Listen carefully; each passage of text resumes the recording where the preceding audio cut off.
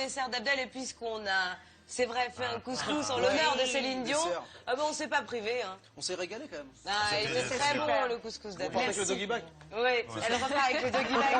Je n'ai pas osé le dire, mais... Fabien Grand Corps Malade, bien sûr, qui est sur notre plateau et qu'on accueille avec plaisir. Je vous présente même pas avec Céline parce que je sais que vous connaissez. Non, mais c'est un énorme plaisir. On s'est vu pour la première fois juste avant l'émission. Ah ouais? Un grand bonheur. Ah, c'est chouette ça. Mais alors, vous voulez dire que vous étiez jamais rencontrés? Non, non. Ah, c'est incroyable. Il a écrit une chanson, il faut expliquer aux téléspectateurs sur votre album, qui est une chanson magnifique qu'on va avoir l'occasion d'écouter. La mère et l'enfant. Sans vous avoir vu. C'est beau ça. Ouais, mais c'est ce que disait Céline tout à l'heure. C'est vrai que du coup, on a l'impression qu'elle fait un peu partie de la famille. On la connaît bien, on connaît toute son histoire, puis on connaît sa voix. Donc, quand tu écris un texte pour Céline, tu essayes de t'imaginer comment ça va sonner. Alors, ça sonne toujours encore mieux que ce que tu imagines. mais du coup, voilà, c'est vrai que voilà, c'était un vrai honneur d'essayer déjà d'écrire cette chanson. Puis bon, voilà, elle l'a accepté. Qui vous a demandé, c'est la maison de vie, c'est Céline? Non, c'est David Gattegno, un de ses compositeurs. Ouais. Qui cherchait des paroles et que moi je connaissais par ailleurs. Il était venu me voir en concert et puis à la bonne franquette, il m'a dit tiens, j'ai des musiques pour Céline. Je dis je prends. C'est génial. Hein. Un cadeau extraordinaire. Parce et vous, que comme ça, vous avez dit oui? Ben, moi, j'ai été très, très, très touchée par la chanson parce que pour moi, elle a un double sens. Ouais. Et je passe beaucoup de temps avec ma mère. Et je sais que Grand Corps Malade a écrit La mère et l'enfant MER. Voilà. Je vis sur le bord de la mer avec mes enfants, mais de voir aussi ma mère partager ces moments avec mes enfants, pour moi, cette force maternelle, la force de la mer, de cet océan, ce double sens des mots qu'il a choisis, a donné pour moi la couleur exacte à cet album. Il y a des chansons extraordinaires sur l'album, mais La mère et l'enfant a guidé pour moi tout le sens de cette intimité sur cet album. Et de l'album. Moi qui étais mère à nouveau, ça a toujours été un rêve pour moi de l'être. Je le suis maintenant 3 fois. C'est ce que je chéris le plus au monde et qu'on ait vraiment la sensibilité, la générosité et le savoir-faire de m'offrir ce cadeau. Je suis à la merci de chansons. Je n'écris pas mes textes, je n'écris pas la musique de mes chansons. Ouais. Et quelqu'un de si extraordinaire et de si respecté chez vous m'offre comme ça, oui, je lui offre un cadeau.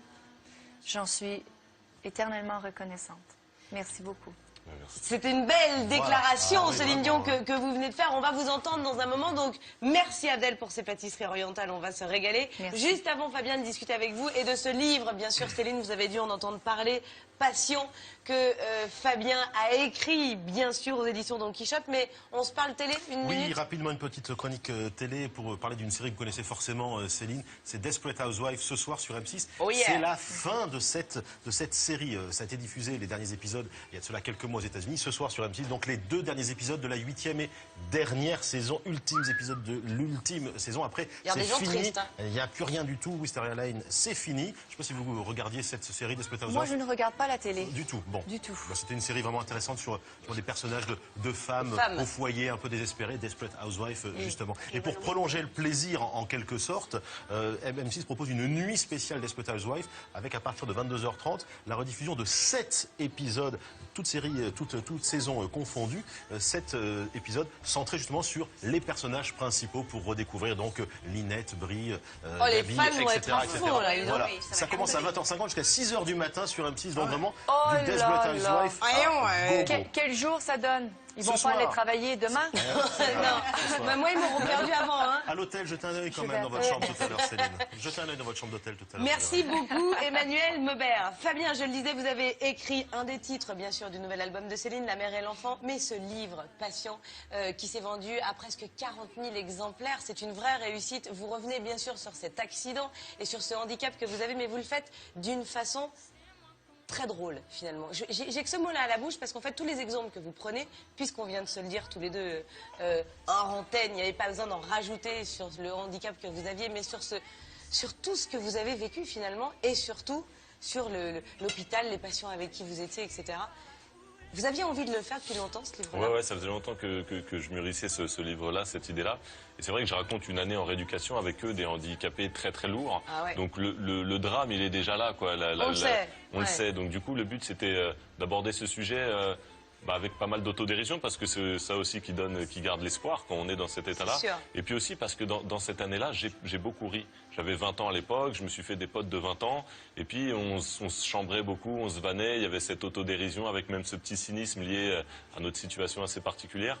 Donc du coup, voilà, ce livre évidemment n'est pas que drôle, parce qu'il y a des situations difficiles. Je croise des drames de vie. Voilà, il y a des tableaux de plein de personnages. Mais j'avais aussi envie que les gens rient en tournant la page. Et c'est les retours que j'ai. Donc du coup, je suis très content. Moi, je dis drôle, mais il faut quand même se rendre compte d'un truc, c'est qu'à 20 ans, on vous diagnostique une probable paralysie à vie. À 20 ans. C'est-à-dire que on a toute la vie devant soi, normalement, à 20 ans. Donc je me suis dit, comment vous avez eu cette force pour rebondir? C'est difficile à dire. C'est vrai que moi, j'avais cet espoir. J'ai commencé à rebouger un doigt de pied. Donc, du coup, à partir de là, tu dis, bon, tout va peut-être revenir, même si les médecins, au départ, n'étaient pas trop dans ce même état d'esprit. Ouais. Donc, voilà, tu t'accroches à cet espoir-là. Et puis après, plus ça revient et plus tu dis que tu as raison d'avoir de l'espoir. Et bon, et puis de toute façon, tu n'as pas le choix. Tu es dans une situation où il faut attendre. Il faut beaucoup attendre. C'est pour ça que ça s'appelle patient aussi. Il faut de la patience. Et puis après, bon, voilà, tu prends ce qu'il y a à prendre. Et c'est vrai que c'était une année évidemment incroyable et que ça fait longtemps que j'avais envie de raconter cet épisode-là, quoi. Et ça marche. Vous connaissiez l'histoire de Grand Corps Malade, Céline? Oui, et je pense que quand on n'est pas dedans, quand ça ne nous arrive pas à nous, on ne peut pas s'imaginer d'avoir 20 ans et de se dire tout était devant moi, mais comment il a pu faire? Comment il a pu faire? Il ne s'est jamais posé la question. Et une fraction de seconde, il était dedans, cette question. Il ne se la posait pas à ce moment-là, probablement, non, parce que ces gens, c'est ma vie maintenant. Qu'est-ce que je fais? J'ai une orteil qui bouge, il y en aura peut-être une deuxième.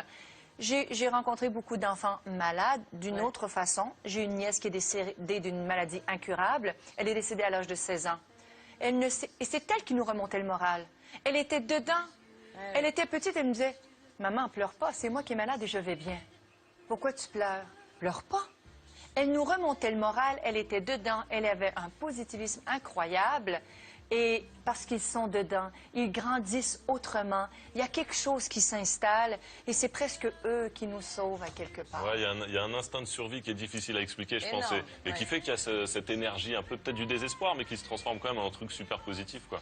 Et c'est vrai que ce livre-là, c'est aussi le combat de tous les personnages que je raconte, parce que c'est pas que paralyser des jambes, c'est aussi paralyser des bras. Donc c'est l'autonomie zéro. Donc je raconte aussi, au-delà des vannes et des choses rigolotes, voilà, c'est quoi un tétraplégique, voilà, quelqu'un qui peut pas manger tout seul, qui peut pas s'habiller tout seul, se laver, aller aux toilettes. Voilà, en gros, le jour où vous arrivez à prendre la télécommande, ne serait-ce que pour changer de programme, c'est déjà une merveille. Parce que la télé, il faut se rappeler un truc, c'est que dans la chambre de famille, elle tournait sur la même chaîne.